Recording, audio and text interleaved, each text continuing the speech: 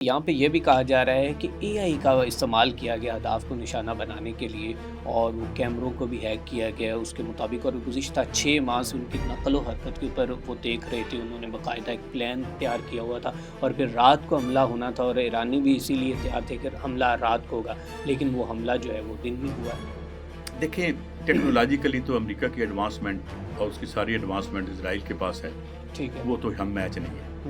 लेकिन इसमें 2-3 ऐसी चीज़ें हुई हैं कि टेक्नोलॉजी की एक लिमिटेशन होती है। ठीक है। ईरान की जंग ने पूरा पैराडाइम जंग का बदल दिया। ठीक है। अब जंग में मुझे आने वाले दिनों कुछ लोग एग्री करते हैं, मुझसे कुछ नहीं करते। एक मैंने एयर मार्शल साहब से कहा, उन्होंने एग्री नहीं किया। बाज़ लोग एग्री करते हैं। अब अनमैन्ड व्हीकल्स और रोबोट्स की लड़ाई होगी। अब मुझे ये बताएं, उसके पास कोई थोड़ी बहुत फ़ौज है, अच्छी फ़ौज है, 9 करोड़ की आबादी है, मगर बात तो मिसाइलों से हो रही है। मिसाइल ही तो कोई बंदा नहीं बैठे। और जो कामाकाजी बोट्स हैं, जो कल परसों उन्होंने आज की बात है, अलबन मारी है उन्होंने, उनके ऑयल टैंकर पे मारी है। जी जी। कामाकाजी बोट समझते हैं ना, कामाकाजी जापानी लफ्ज़ है। जी, जी। ये खुदकुश जो फर्स्ट वर्ल्ड वार में और सेकंड वर्ल्ड वार में वो क्या करते थे, जापानी जो जहाज़ चला रहे होते थे, वो बहरी जहाज़ की चिमनी में अपने जहाज़ मारते थे। उन्हें कामाकाजी कहते थे। कामाकाजी जापानी में खुदकुशी को कहते हैं। ठीक है। तो वो खुदकुश को कहते हैं। ठीक है। तो उनके पास खुदकुश किश्तियाँ हैं। अब वो हैं, उसके बाद उनके पास अभी कुछ नहीं पता। अब देखें ना आपने, शायद ये चीज़ सबसे दिलचस्प बात है, वो क्या है, ये झुरमुट बेचते हैं एक ड्रोन्स का, जो बड़े सस्ते हैं। ठीक है, बिल्कुल ठीक। अब उनका जो डिफेंस सिस्टम है, जो 4-4 मिलियन डॉलर का या 10-10 मिलियन डॉलर का है, वो एक्टिवेट हो जाता है। ठीक है। वो झुरमुट जाता है और उसमें 1-2 ये हाइपरसोनिक डाल देते हैं। ठीक है। ठीक वो है। कंफ्यूज हो जाता है, सिस्टम कंफ्यूज हो जाता है। ओके। ये तल अवीव में बड़ी तबाही हुई है। बिल्कुल सर, छोटी तबाही नहीं हुई। बिल्कुल बहुत ज़्यादा वो हुई जो सर। एक इनविंसिबिलिटी का तस्वर था ना, कि ये हमारा आयरन डोम है, ये डेविड स्लिंग है, या ये कुछ नहीं था, वो घुस गए अंदर।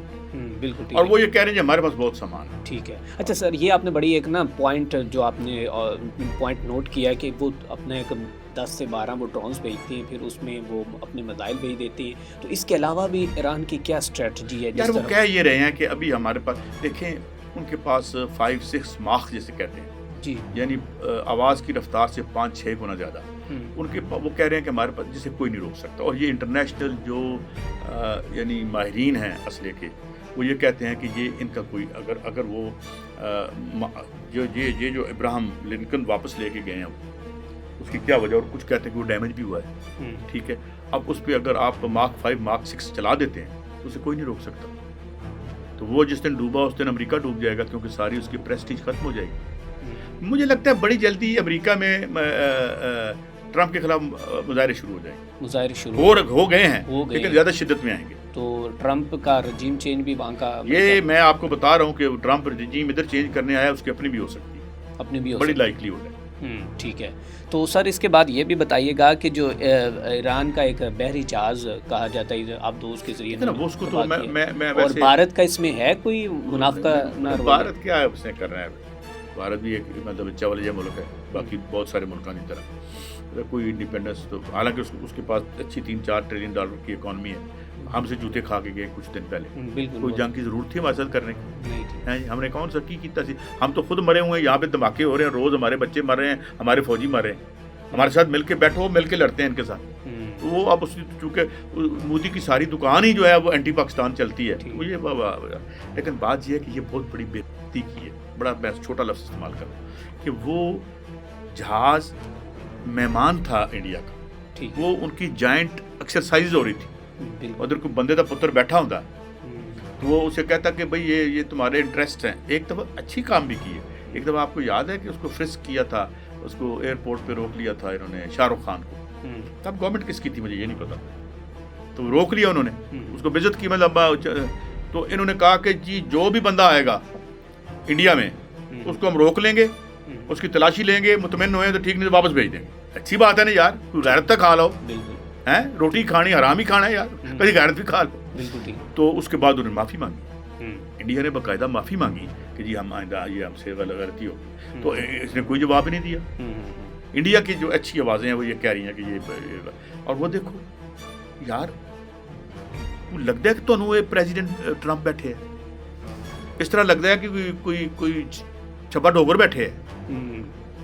बिल्कुल, मतलब एक गुंडे की शक्ल बन गई है। बिल्कुल। इस निज़ाम की बर्बादी और मौत की सबसे बड़ी निशानी क्या है? उसकी अलामतें कौन होती हैं? रोल मॉडल होते हैं ना। रोल मॉडल, बिल्कुल। तो तुम्हारा रोल मॉडल ये जाइगेंटिक इडियट ये है जो जिसे ट्रंप कहते हैं आप। बिल्कुल ठीक है। ये इसी तरह बिहेव कर रहा है जिवें इत्थे नहीं होंदा और आज कब्जे की लड़ाई हुई है तो जी वो फलाना की कह साडा दोस्त बेचारा मारिया गया सी, की ना सी ओहदा, वो सईद, तो कब्जे की लड़ाई बना दी। आज सरमायादारी इस मकाम पे पहुंच चुकी है, इतना बीमार निज़ाम है कि इसके अंदर से बर्बादी, बमों, मौत के अलावा कुछ निकल नहीं पा रहा। और अफसोसनाक बात यह है कि तारीख में अवाम जेन जी उठ खड़ी हुई है, वो इस निज़ाम से बेजारी करिए, मगर सियासत में आपको कोई बंदा नहीं कहता कि ओए इसको 2-4 बंदे छोड़ दें, एक वो बरतानिया में है, ज़ारा सुल्ताना है या कुछ और लोग हैं। तो बेसिकली एक बीमार निज़ाम की ये अलामतें हैं, और ये जब तक ऊपर बैठे रहेंगे ये गंद डला रहेगा। लेकिन ये बात मैं कह दूँ, अगर ये समझते हैं ना कि ये जंग जीत सकते हैं, मैं थोड़ी सी बात बताऊँ। इन्होंने वियतनाम पे हमला किया। हाँ जी, बिल्कुल। वियतनाम में किसकी हुकूमत है? किसी कम्युनिस्ट पार्टी की हुकूमत है जिसके खिलाफ लड़ रहे थे। इसका मतलब वहाँ से भी आ रहे। बिल्कुल। तालिबान के खिलाफ लड़े, तालिबान वहाँ से भी हार के गए। इराक में क्या फतह मिली इनको, तो यहाँ से भी ये हार के जाएंगे। अच्छा सर, वियतनाम में जब ये इन्होंने हमला किया था हुकूमत, उसके बाद जो है वो इन्होंने डॉक्ट्राइन के मुताबिक जो है वो वाज़ह तौर पर कहा था कि अमेरिका जो है वो पॉल डॉक्ट्राइन ने वाज़ह किया था कि जिसके मुताबिक अमेरिका जब भी ताकत का मुजाहरा करेगा वो अपने सियासी मकासद को वाज़ह तौर पर बयान करेगा और पहले बताएगा कि यहाँ से हमें ये ख़दशात हैं, ये मामलात हैं। जबकि ईरान के और इससे पहले इराक़ में भी इन्होंने कहा, जब बुश ने ये कहा था कि अक्टूबर 2002 के अंदर कि हमें वहाँ पर जी, और तब भी आपको पता है कि नेतन्याहू ने ही इनको कहा था कि आप यहाँ पे इराक़ जो है, इराक़ वो एटमी बम बनाने जा रहा, और इन्होंने हमला कर दिया जब बाद में पता चला कि यहाँ पे तो कुछ भी वेपन्स ऑफ मैस डिस्ट्रक्शन वहाँ नहीं है। हाँ जी, वहाँ पे नहीं है। तो अभी आपको लगता है, एक तो ये सवाल है कि अभी भी इसको नेतन्याहू ही सारा कुछ ये तैयार करवा रहा है इनसे और सब कुछ, और वो हंस भी रहा है इनके ऊपर। उससे सवाल जब हुआ तो वो अमेरिका को इस जंग के अंदर लेके आ रहा है तो वो इनको यूटिलाइज़ कर रहा है, आपको ये लगता है? और दूसरा ये कि इससे पहले कह रहा था कि हमारे अगर कोई सियासी मकासद कोई हमें टारगेट का ये मामला, तो इसमें ये क्या कहेगा? इनके पास क्या है ईरान के पास? तो उन्होंने तो पहले वो सरेंडर कर चुके थे, वो कह चुके थे कि हम आपके साथ टेबल टॉक करने के लिए तैयार हैं। पहली बात तो ये समझें कि ज़िया-उल हक का दौर था। आपके लिए हमारे जो सहीफ़े हैं, वाली मुक़द्दस किताब है, और उसके बाद जिस किताब का हम सबसे ज़्यादा इज़्ज़त करते हैं वो आइन होता है। मुझे याद है, और मैंने देखा है ज़िया-उल हक, जनरल ज़िया-उल हक की यहाँ डिक्टेटरशिप थी। उसने कहा था ये रैग चीथड़ा, हुक्मरानों के हाथ में कानून एक हथियार होता है। ये साढ़े ਤੁਹਾਡੇ ਵਾਸਤੇ ਆਉਂਦਾ ਹੈ, ऐ ना करना, वो ना करना, फड़े जाओगे, तुसी चोरी नहीं करनी, चोरी सिर्फ असी करांगे और बड़े पैमाने दी करांगे। ये हम पे ये हुक्मरान तबका है, हम पे हुक्मरानी के लिए ये कानून, डॉक्ट्रिन, कानून, लॉ, ये कुछ नहीं होता। ये अब इनके मैं अब पता नहीं मुझे मैं किरदार बदल के एक वाक़या सुना देता हूँ। तो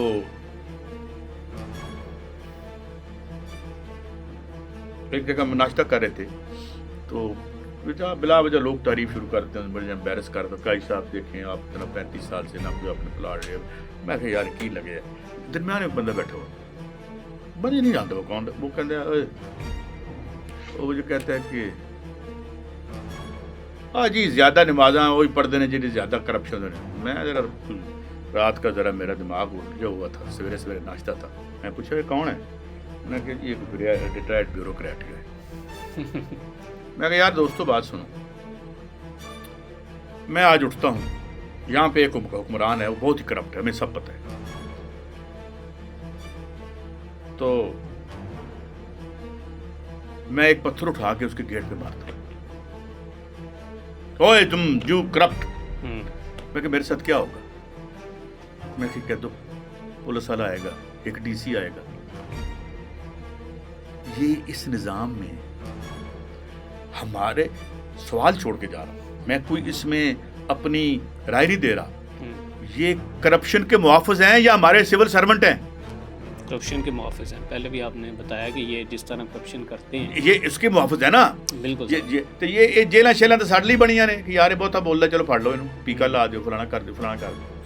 तो इसलिए ये जो आपने बात की ना, अमेरिका हो या ये हुक्मरान हो, देखें हमारे उस्ताद ने एक बात कही थी कि यार नोट हो या हाथ में बंदूक हो, बात एक ही होती है। बिल्कुल, ठीक है ना। तो ये नोट वाले और बंदूक वाले जो हैं, भले इसे काट ही देना अगर तुम्हारे हमसे ना चल सके। नहीं, हम चला देंगे हाँ, सर वो तो ये ताकत है और हम महकूम हैं। और अच्छी बात ये है कि महकूम जागना शुरू हो गए हैं, गली जाग रही है, लोगों को शऊर पड़ रहा है, और ख़ास तौर पर सोशल मीडिया से। और यहाँ बैठ के हम बात करें, हमें पीटीवी की ज़रूरत नहीं है, हमें इतना बड़ा चैनल बनाने की ज़रूरत नहीं है। बिल्कुल, इसकी तब्दीली आई।